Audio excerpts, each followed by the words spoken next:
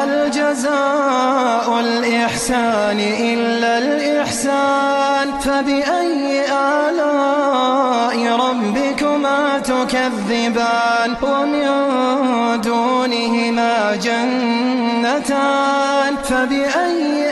آلاء ربكما تكذبان مدهامتان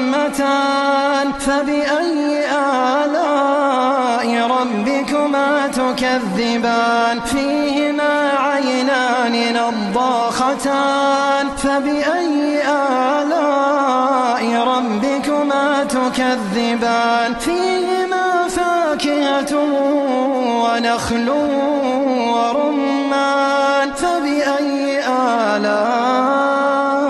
ربكما تكذبان فيهن خيرات حسان فبأي آلاء ربكما تكذبان.